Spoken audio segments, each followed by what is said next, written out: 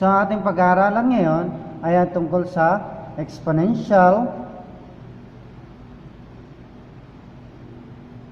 functions, inequalities,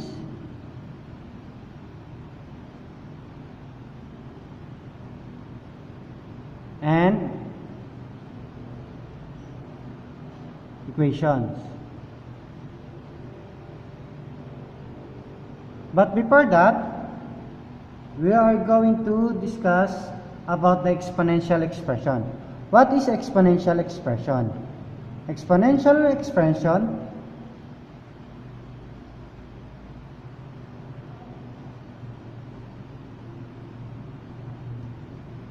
is an expression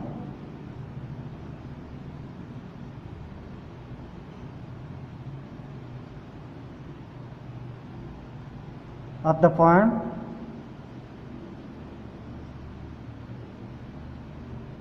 a times b raised to x minus c plus d, where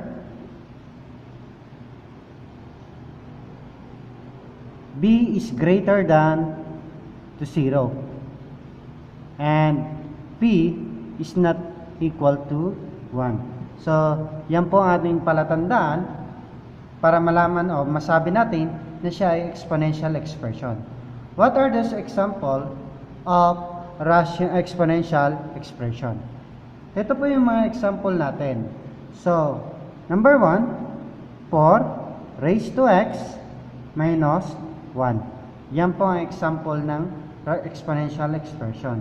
Base more than 1 and then naka-raise ang ating exponential. Another one is 9 raised to 2. So, that is an example. Another 5 raised to 2 times x plus 3. That is an example of exponential expression. So, we are going to proceed to functions, inequalities, and equation. Unahin natin yung equations. So, what is exponential equation? Exponential equation tayo. Equation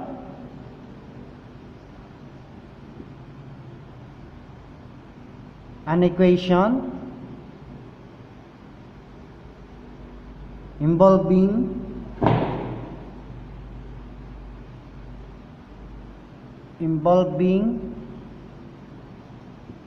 rational expression, exponential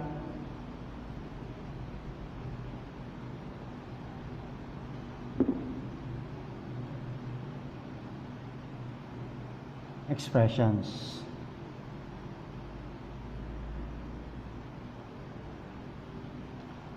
So, exponential equation, an equation involving exponential expression.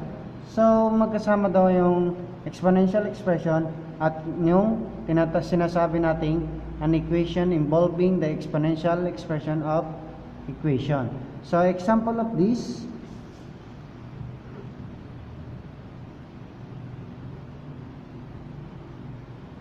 seven raised to 2x minus x squared is equal to 1 over 343. So, this is an example of exponential equations. Kung saan, meron tayong kasamang rational expression and then yung pinakapalatandaan natin sa equation ay yung equal sign. So, yan po ang exponential functions. Another is exponential inequalities. Inequalities naman.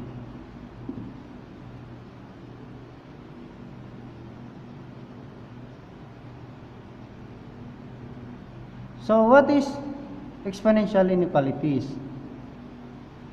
An inequality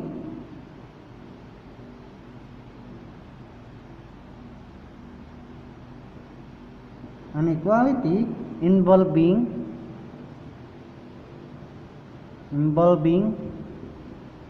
exponential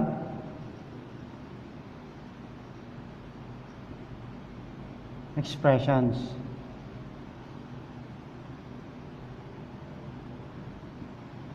So, I'll give you an example of exponential inequalities. Remember, may mga signs o symbols tayong ginagamit sa exponential inequalities. Ano-ano nga po ba yon? Yung greater than, less than, greater than or equal, and less than or equal. Yan po ang ginagamit natin sa inequalities symbol, di ba? So, yan ang palatandaan natin para malaman kung siya ay exponential inequalities. So, I'll give you an example. 5 raised to 2x minus 5 raised to x plus 1 is less than or equal to 0. This is an example of inequality where meron tayong kasama exponential expression with a symbol of inequalities less than or equal. So, yan po ang magiging palatandaan natin para masabi natin siya ay inequalities. So, tapos na tayo sa equation, tapos na rin tayo sa inequalities. So, proceed tayo sa functions. What is exponential functions?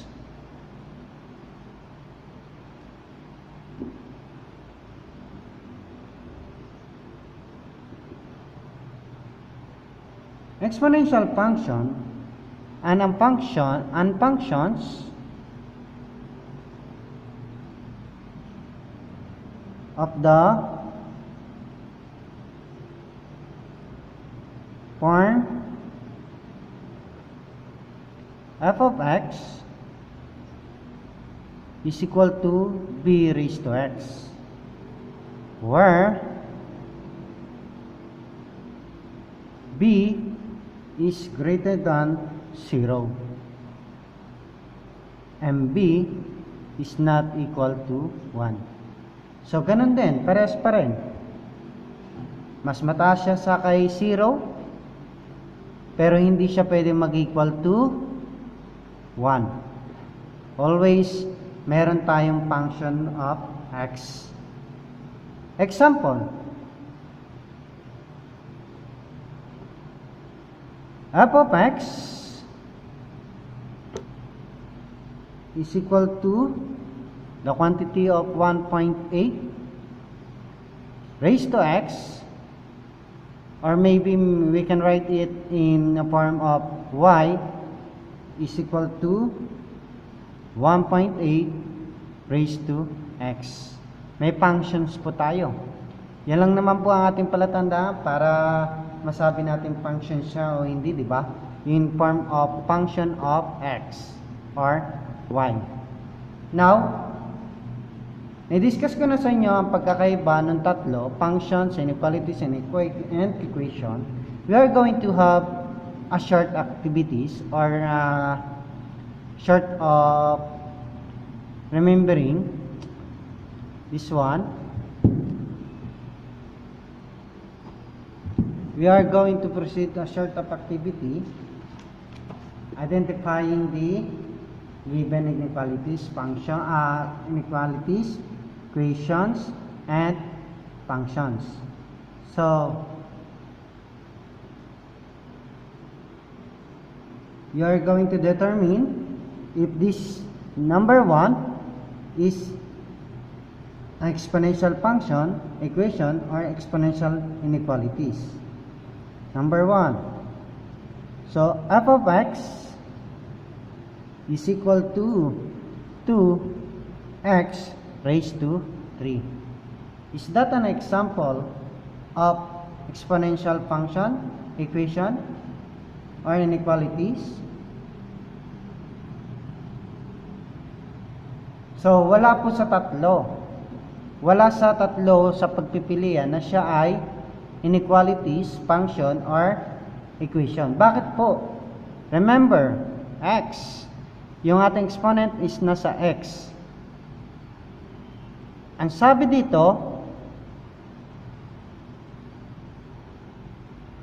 kasi dito, dapat daw ang base natin ay higit sa 0 at hindi siya equal to 1. This one equal to 1. So, ibig sabihin, hindi po siya pwedeng maging functions or inequalities or equation. Tama po ba? Okay.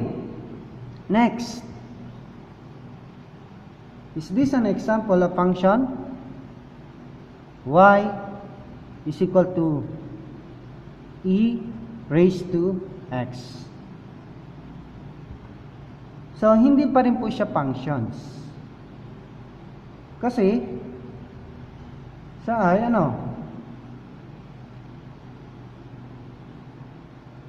less than, greater than 0 pa rin ang ating base. Dapat mas mataas pa rin ang ating base kumpara kay 0. At ang base natin ay hindi siya equal to 1. So, hindi pa rin po. Okay, number 3. 2 raised to 2, 5, the quantity of 5, x plus 1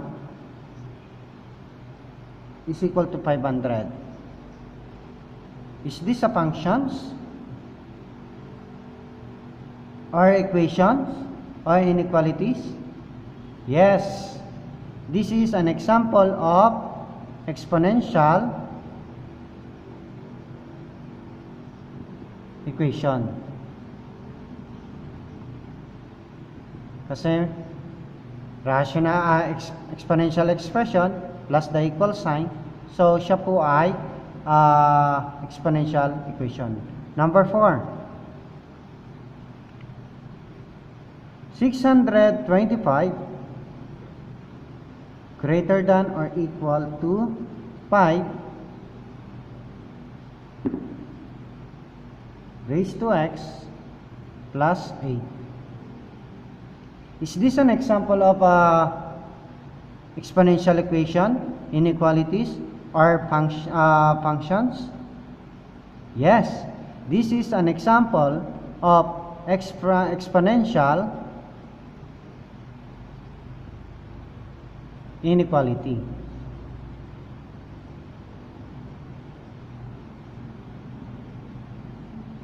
Okay po ba?